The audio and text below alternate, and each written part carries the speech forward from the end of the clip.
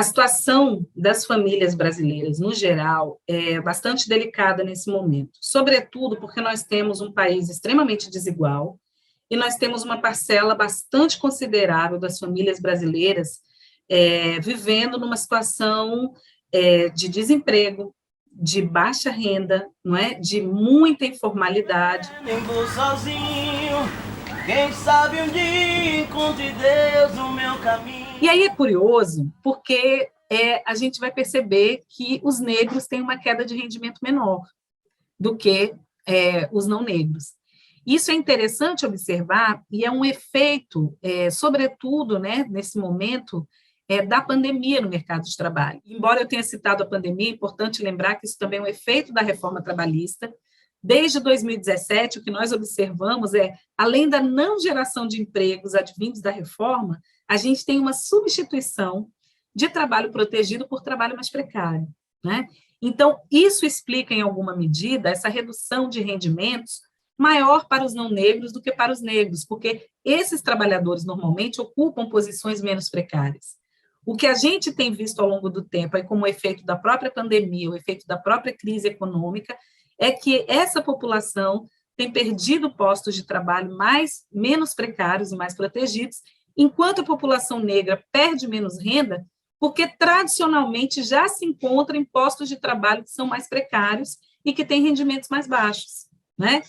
Então, se a gente olhar, por exemplo, as ocupações em que a população negra se insere, a gente vai ver que muitas delas são ali coladas no salário mínimo.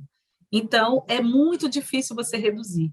E mesmo aqueles que trabalham na informalidade têm pouca queda de renda exatamente pelo tipo de trabalho que executam. Então, até o empobrecimento, ele é diferente, né, nesse momento, porque já é uma situação mais precária, né, tradicionalmente. Então, assim, na verdade, ele é aquela história de quem tem menos a perder.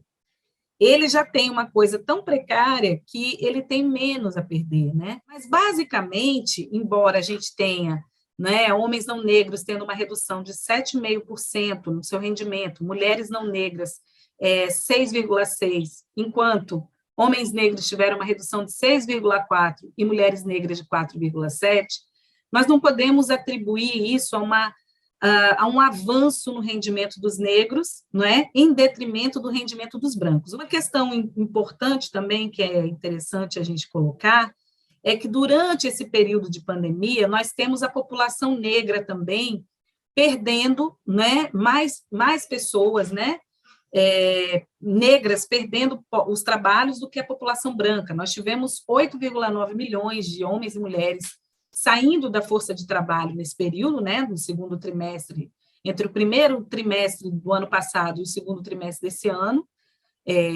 sobretudo ali no pico da pandemia, mas desses 8,9 milhões de pessoas que perderam os postos de trabalho, nós temos que 6,4 milhões eram negros ou negras, enquanto 2,5 milhões eram trabalhadores não negros, né? Então, a gente observa que até mesmo no momento de crise global, e um problema que se abateu sobre toda, né, a população, nós temos aí os negros e negras muito mais afetados. A mesma coisa curiosa que a gente vê, às vezes, em determinados momentos, a gente tem, e esse é um momento que isso tem acontecido, a renda das mulheres se aproximando, o rendimento das mulheres se aproximando do rendimento dos homens.